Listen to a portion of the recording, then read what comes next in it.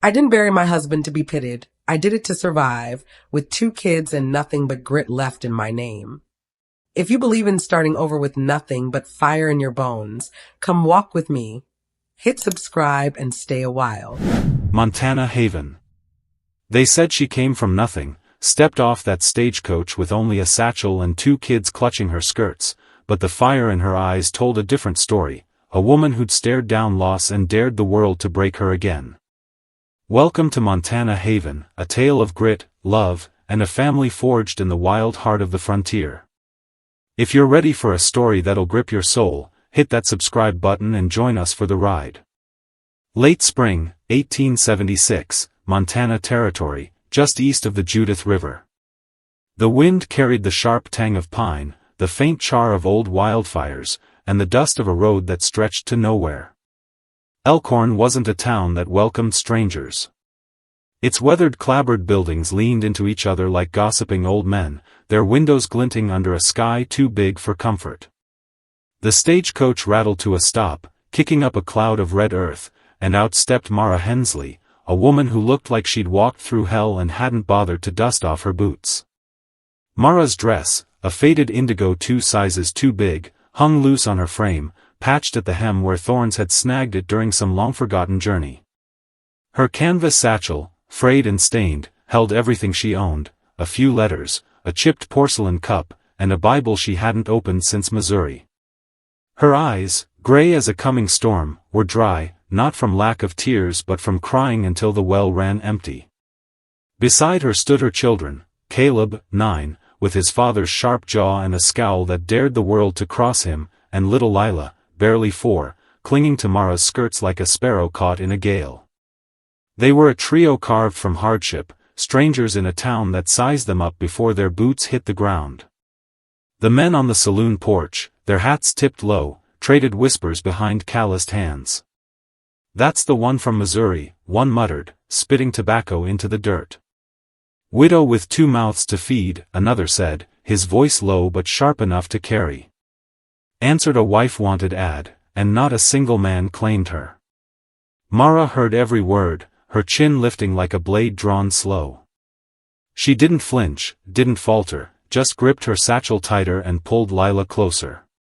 Across the street, inside the livery stable, Elias Kane set down his hammer, the ring of iron still echoing in his ears. He hadn't meant to listen, but the town's gossip was louder than a church bell. Wiping sweat from his brow with a rag, he stepped into the sunlight, his broad shoulders casting a shadow on the packed earth. He saw her then, Mara, standing like a lone pine against a storm, her children pressed close. Something about her stirred him, maybe the way she shielded Caleb and Lila from the town stairs, or the defiance in her gaze, like she'd faced worse than their whispers and come out standing. Elias crossed the road, his boots crunching gravel, and stopped before her. "You Mara Hensley?" His voice was low, steady, like the rumble of a distant river. She turned, her expression guarded, unreadable. "I am. I'm Elias Kane. Got your letter. I was late replying, blizzard cut me off up north. By the time I got back, they were saying," he paused, choosing his words. "They were saying no one wanted you." Mara's jaw tightened, her eyes narrowing. "That about sums it up." "I do." He said it plain, no hesitation, his dark eyes meeting hers. "I don't take in strays, Mara. I take in people I believe in." He tipped his hat, a small gesture, but one that carried weight. "And I believe in you." She studied him, searching for a lie, a jest, anything but sincerity. "You're serious?" "As a winter storm. I've got 2 children. I see them. I don't have anything but what's in this bag. You've got more grit than half this town." He glanced at Caleb, who watched him with wary eyes, and Lila, who peeked from behind Mara's skirt. "Those kids have been through worse than most men. They'll fit just fine with me." Mara didn't smile, didn't soften, just gave a slow nod. "All right, Elias Kane. Let's see if you mean it." The next morning, dawn broke cold, the air sharp with the bite of frost lingering in the shadows. Behind Elias's ranch house, a sturdy two-room cabin with a stone chimney and a cedar shake roof, Mara stood at the pump basin, her hands red from icy water. She scrubbed the windows with a rag, not because she'd been asked, but because the grime offended her sense of order. The house wasn't much: a table hewn from pine, a cast-iron stove, a pair of chairs with wobbly legs, but it was more than she'd had in years. The land around it stretched wide, ringed by cottonwoods and rolling hills, the kind of place that could swallow you whole if you let it. Elias approached with a pail of fresh milk, steam rising from its surface. He paused, watching her work. "You don't have to do all that today." "I don't sit well," she said, not looking up. He nodded, setting the pail down. "Neither do I." By week's end, Mara had transformed the cabin. She'd mended the torn curtains with neat, tight stitches, scrubbed the floorboards until they gleamed, and patched Elias's shirts, her needle flashing in the lamplight. She didn't ask for thanks, and he didn't offer any, but he started coming in earlier each evening, his hands rough from the fields, to help her shell beans or chop carrots. They worked in silence, their movements falling into a rhythm, like two people who'd known each other longer than a week. One night, as the sun sank behind the pines, painting the sky in shades of copper and ash, Elias sat beside her on the back steps. The air smelled of smoke and pine sap, thick with the promise of a cold night. Inside, Caleb read to Lila by the hearth, his voice stumbling over the words but steady enough to keep her quiet. "You ever think about going back east?"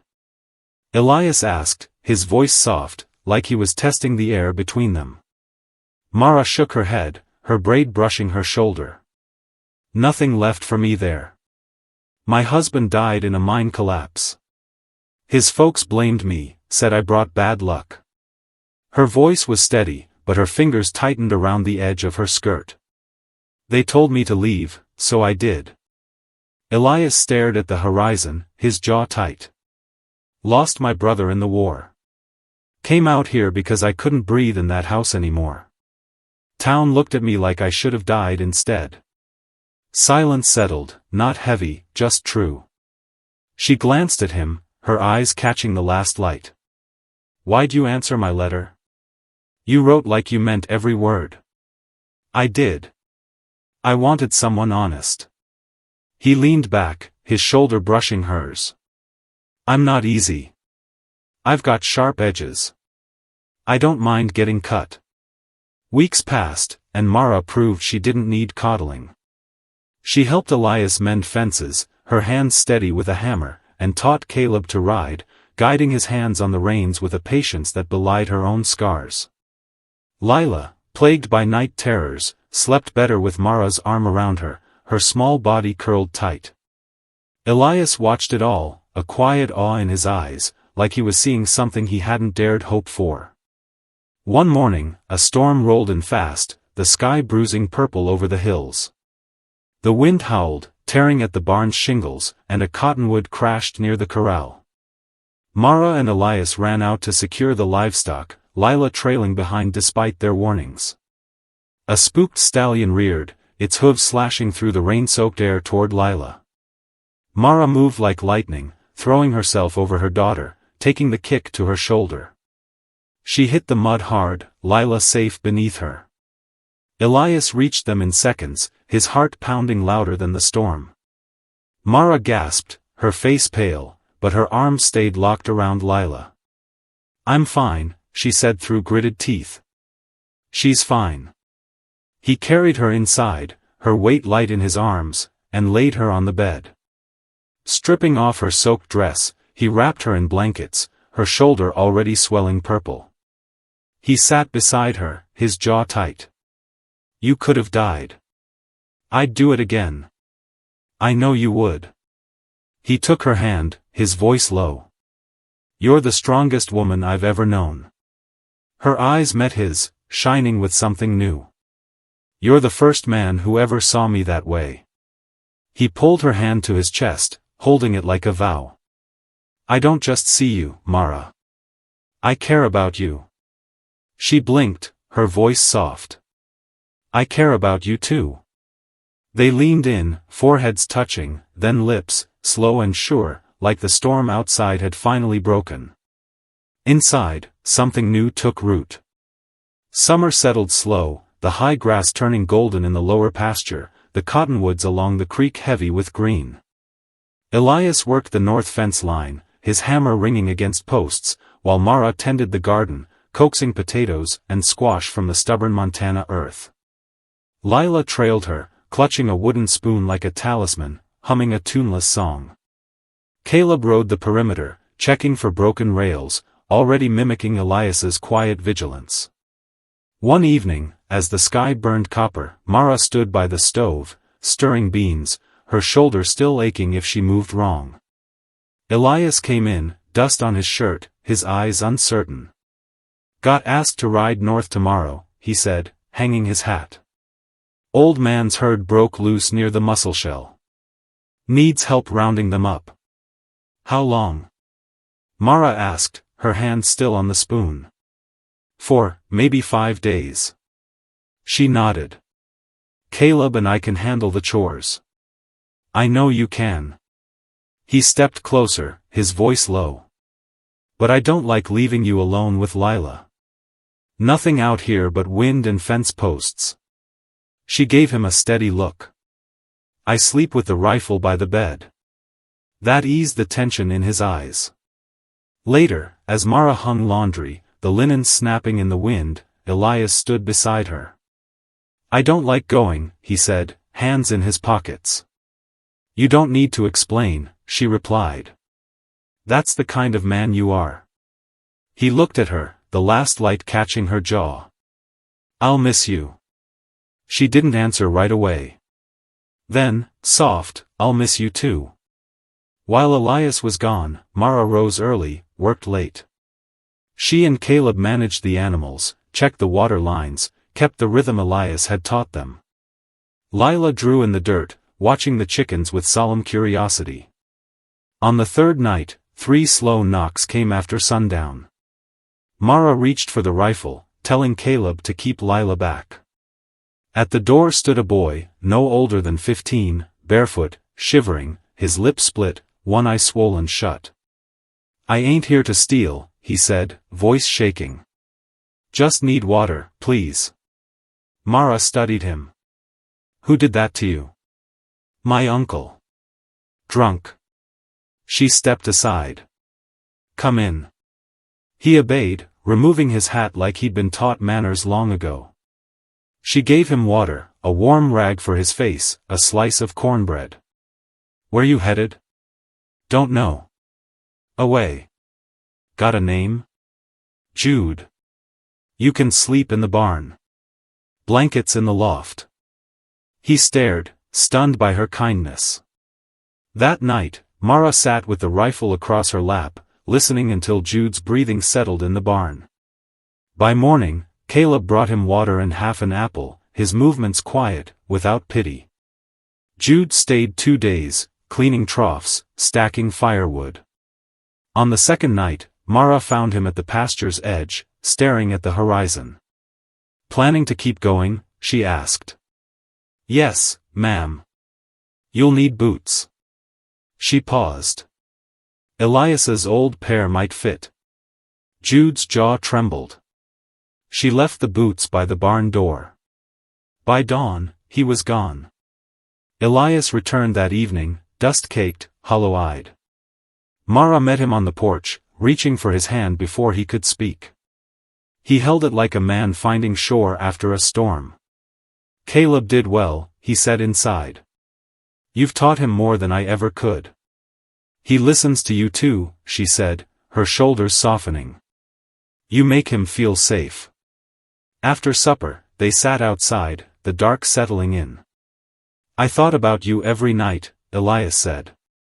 I knew you'd come back, Mara replied. He turned to her.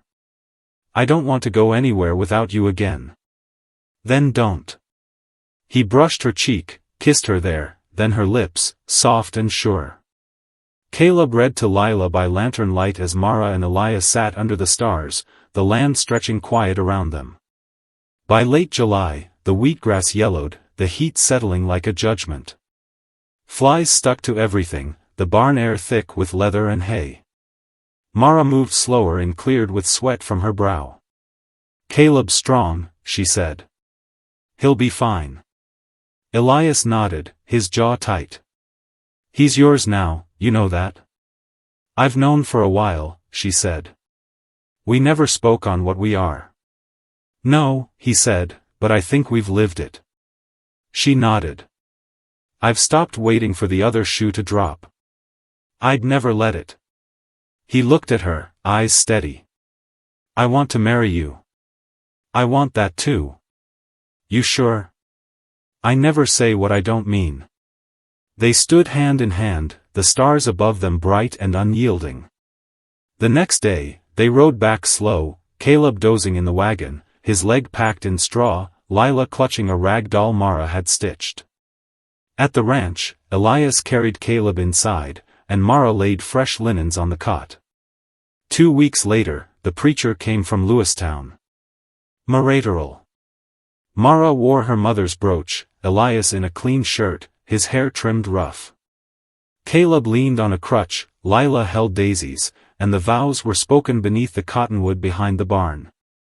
After, Mara stood watching the sky, Elias's hand on her waist. "You nervous?" he asked. "No," she said. "Just remembering. This is the first time I've wanted for nothing." He kissed her temple. "Then we'll keep it that way." Autumn came, the sunlight sharper, the air thinning. Mara rose early, savoring the quiet before the house stirred. Caleb carved wooden animals under the eaves, his leg healing. Lila followed Elias, her braid crooked, hands full of pebbles and feathers she called treasures. One afternoon, Elias returned with a troubled look. "Sheriff Rowan stopped me near the creek. A man's looking for you, says he's kin to your husband's family. Franklin Hayes, from Kansas City." Mara dried her hands slow. "He's not here for a visit. He's come to take something." Elias didn't move. "He can't take anything that belongs to you." "He'll try. He always made threats sound like kindness." That evening, Franklin arrived, his boots polished, his coat too fine for the dirt road. "Mara," he said, his smile cold. "You've made yourself scarce. You've come a long way to state the obvious. I expected less dust. This land doesn't care what you expect." He glanced at the barn. "You married the man who took you in. I married the man who stood beside me when no one else would." Franklin peeled off his gloves. "Your husband died owing money. I'm here to square that debt. You'll find nothing here belongs to him anymore. The children do. By blood." Elias stepped from the shadows, silent as a drawn blade. "You're not taking them." Franklin's mouth twitched. "You think you can stop me?" "I know I can," Mara said. "You never came for Caleb when his father died. You're 5 winters too late." Franklin rode off, dust trailing. "This isn't finished," he called. "We'll be ready," Mara said. The next day, they met Sheriff Rowan in town.